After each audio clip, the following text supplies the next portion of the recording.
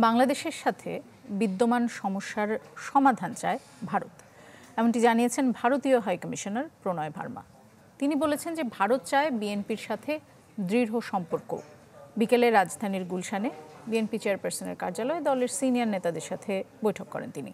পরে এসব কথা জানান মির্জা ফখরুল ইসলাম আলমগীর।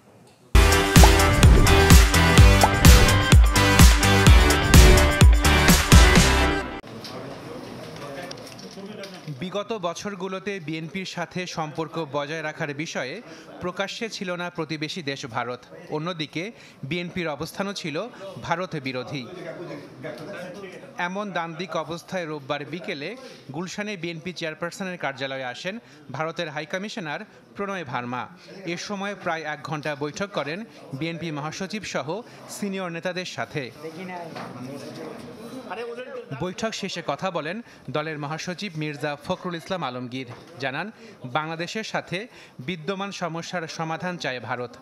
আমরা আমাদের পানি সমস্যার কথা বলেছি এবং সেগুলো দ্রুত সমাধান হওয়া দরকার, সেই কথাগুলো বলেছি।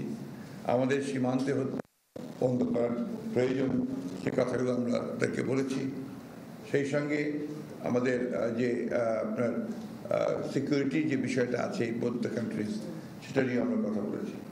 তারা বলেছেন যে তারা এই বিষয়গুলো সজাগ এবং তারা চেষ্টা করছেন দ্রুততার সঙ্গে সেই সমস্যাগুলো কীভাবে সমাধান করা যায়। তাদের যেটা মূল বক্তব্য সেটা হচ্ছে যে বাংলাদেশের সঙ্গে তারা সম্পর্ক আরও দৃঢ় করতে চান। মির্জা ফখরুল বলেন, রাজনৈতিক দল হিসেবে বিএনপির সাথেও দৃঢ় সম্পর্ক রাখতে চায় Bharat. BNP as a political party, আমাদের সঙ্গেও তারা তাদের দেশের রাজনৈতিক দলগুলোর যে সম্পর্ক সেটাকে দৃঢ় করতে চান, এই অবস্থা তারা তৈরি করছেন।